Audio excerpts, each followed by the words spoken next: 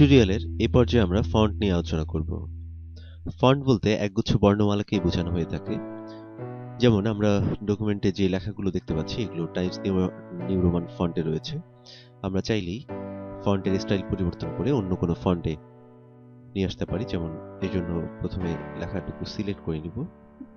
Select করে আমরা font থেকে অন্য একটি ফন্ট নির্বাচন করতে পারি। যেমন আমরা বিভিন্ন ফন্টের উপর মাউস পয়েন্টার ড্র্যাগ করে লাইভ প্রিভিউ দেখতে পারি কোন ফন্টের স্টাইল কিরকম। আমরা দেখতে পাচ্ছি ফন্ট পরিবর্তনের সাথে সাথে লেখারও স্টাইল পরিবর্তিত হচ্ছে, অর্থাৎ লেখার ধরন কিংবা স্টাইলকেই ফন্ট বলতে পারি আমরা।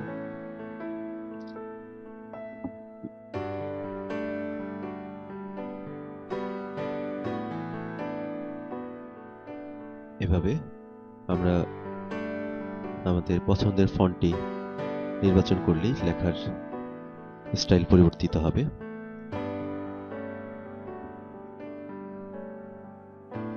আমরা দেখতে পাচ্ছি টাইমস নিউ রোমান ফন্ট থেকে আমরা এখন বার্লিন সেন্স এপিডেমি ফন্টে রয়েছে ফন্টগুলো। এবার আমরা আবারও টাইমস নিউ রোমান ফন্টে নিয়ে আসার জন্য আমরা ফন্ট বক্স থেকে টাইমস নিউ রোমান নির্বাচন করলেই লেখার ফন্ট স্টাইল পরিবর্তিত হবে। এভাবে আমরা লেখার ফন্ট পরিবর্তন করতে পারি। এছাড়া আমরা ফন্ট ডায়লগ বক্স ব্যবহার করে ফন্টকে আরো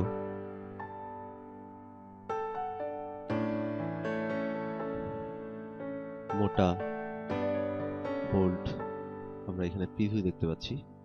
বোল্ড করলে লেখাটি একটু মোটা হবে, বোল্ড ইটালিক করলে লেখা মোটা এবং বাঁকা হবে, রেগুলার করলে নর্মাল যে ফন্ট রয়েছে সেই ফন্টই থাকবে। আমরা মোটা করে দেখি লেখার ফন্টের পরিবর্তন দেখব। আমরা দেখতে পাচ্ছি বোল্ড করার কারণে লেখাটি মোটা হয়েছে। আমরা চাইলে সিলেক্ট করা অংশকেও মোটা করতে পারি। এজন্য যে অংশটুকু মোটা করতে চাই সেই অংশটুকুকে সিলেক্ট করে হোম ট্যাবের ফন্ট গ্রুপ থেকে বোল্ড বাটনে ক্লিক করতে পারি, অথবা ডায়লগ বক্স ওপেন করে বোল্ডে ক্লিক করে ওকে করলেও লেখাটি মোটা হবে। এছাড়া ফন্ট ডায়লগ বক্স থেকে আমরা লেখার সাইজও পরিবর্তন করতে পারি। যেমন আমাদের বর্তমান লেখার সাইজ রয়েছে 13। আমরা চাইলে এখানে সাইজ বক্সে গিয়ে ইচ্ছে মতো সাইজ প্রয়োগ করতে পারি। এখন আমাদের লেখার সাইজ রয়েছে 80 সাইজে। আবার ফন্ট ডায়লগ বক্স ব্যতীত আমরা সাইজ বক্সে গিয়েও লেখার সাইজ পরিবর্তন করতে পারি।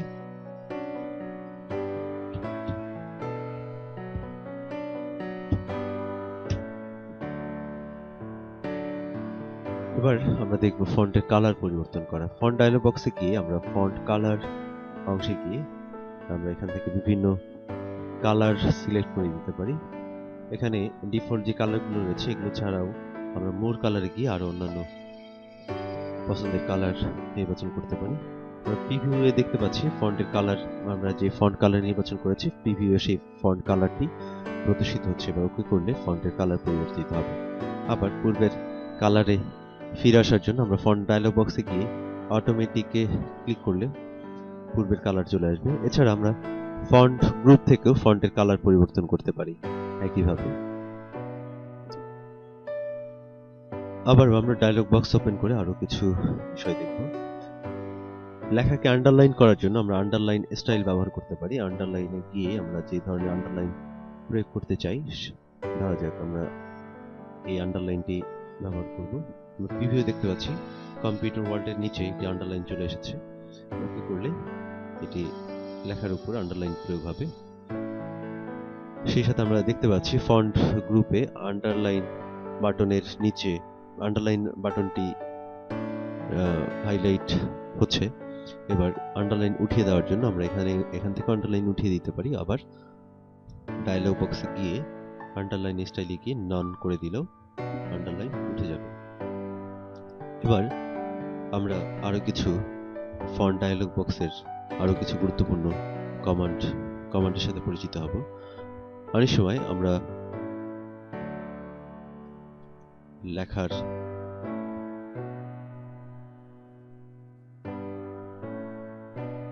ফন্ট ডায়লগ বক্স আমরা ইফেক্টে গিয়ে লেখাকে ইফেক্ট দেওয়ার জন্য ইফেক্টে গিয়ে বিভিন্ন ধরনের ইফেক্ট প্রয়োগ করতে পারি। আমরা দেখতে পাচ্ছি স্ট্রিক সিলেক্ট করার সাথে সাথে প্রিভিউ দেখতে পাচ্ছি লেখাতে একটি দাগ এসেছে।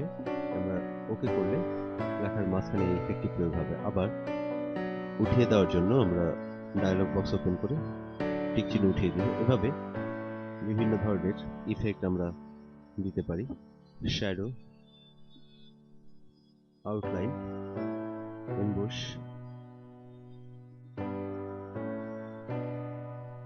অল ক্যাপস, আবার ইত্যাদি ইফেক্ট প্রয়োগ করতে পারি। আরেকটি গুরুত্বপূর্ণ বিষয়, আমরা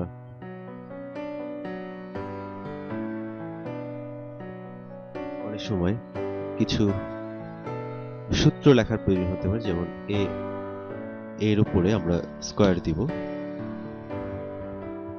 এই জন্য স্কয়ার দেওয়ার জন্য 2 সিলেক্ট করব। 2 সিলেক্ট করে ফন্ট ডায়লগ বক্স সুপারস্ক্রিপ্ট 2 উপরে উঠে যাবে।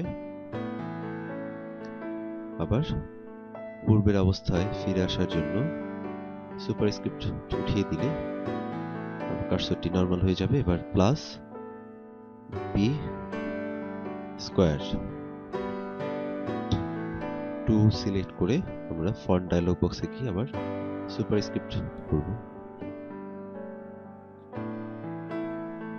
আবার ধরা যাক আমরা H2O লিখতে চাই, সেক্ষেত্রে 2টি কে আমরা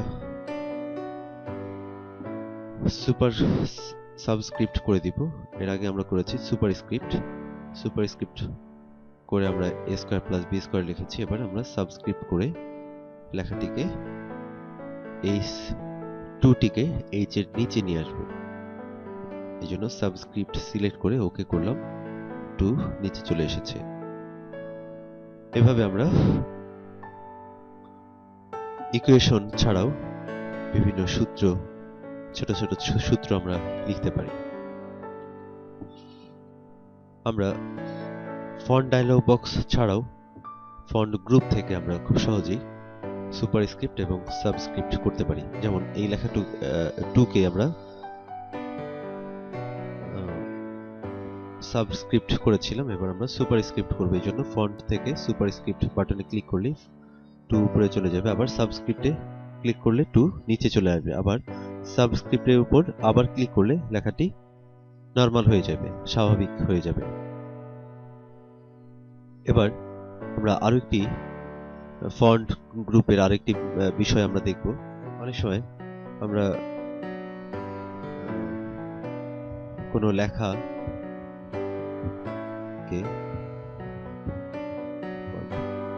যেমন এই লেখাটিকে সম্পূর্ণ লেখাটিকে ক্যাপিটাল লেটার কিংবা সম্পূর্ণ লেখাটিকে স্মল লেটার করার জন্য আমরা ফন্ট গ্রুপ থেকে আপার কেস সিলেক্ট করলে সম্পূর্ণ লেখাটি ক্যাপিটাল লেটার হবে। আবার লোয়ার কেস সিলেক্ট করলে সম্পূর্ণ লেখা ছোট হাতের হবে। এভাবে সেন্টেন্স কেস সিলেক্ট করলে প্রত্যেকটি সেন্টেন্সের শুরুর ক্যারেক্টারটি ক্যাপিটাল লেটার হবে। আবার